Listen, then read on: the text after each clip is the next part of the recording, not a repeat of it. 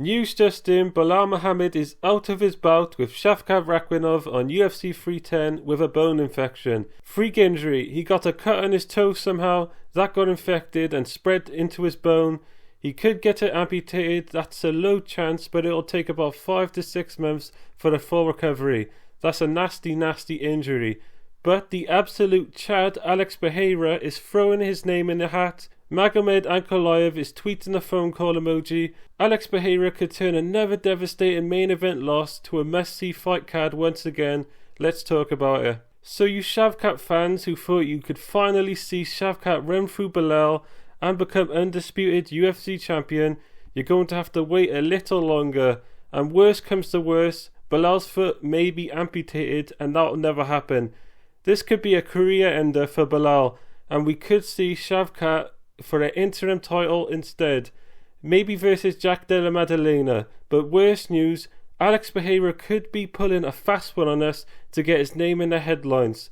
Well, maybe not him, but his social media team. As it came out, the UFC never called him, and he has obligations and travelling he's planned to do, which, if you remember, he was asked if he could do another quick turnaround and fight Magomed Ankalaev before the end of the year.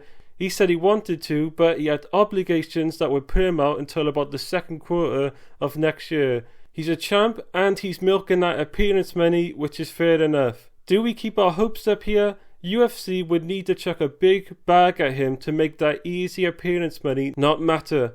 But he probably wants to keep good business relationships and not let anyone down at the same time, so I don't know, it's shaky right now. We'll have to keep it with the news. A small breakdown of the fight. Magomed Ankalaev 100% deserves the next title shot. He just beat Alexander Rakic. Does he beat Alex? Well, he could. He's a good southpaw, sniper left hand, he's got alright kicks. Can he grapple though to the point he'd be able to hold Alex down for 5 rounds or find a choke?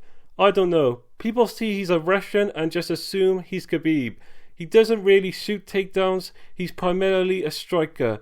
I mean, he has 0 submissions in his whole career, and he's even got submitted by Paul Craig. In his UFC stats, he's gotten like 2 takedowns in his entire UFC career. He likes to stand and knock people out.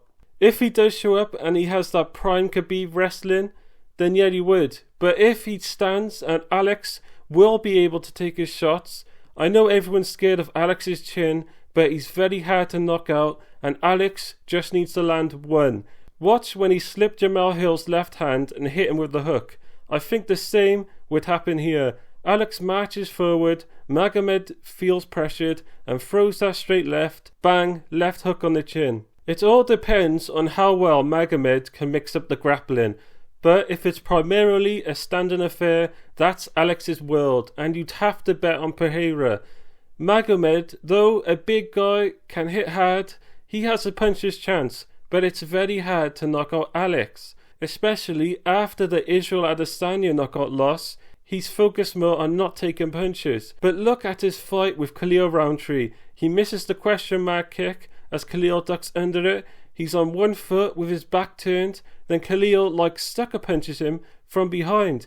Alex did a squat, but he recovered quickly. That's knocking out guys with okay chins. That's a perfect punch with perfect timing, and Alex just took a knee for our first responders. Okay, we will have to keep up with the news. If this fight gets made, we'll have to do a deeper dive, watch some fight footage. I think Alex is blue balling us a little, but we will see. I'm out.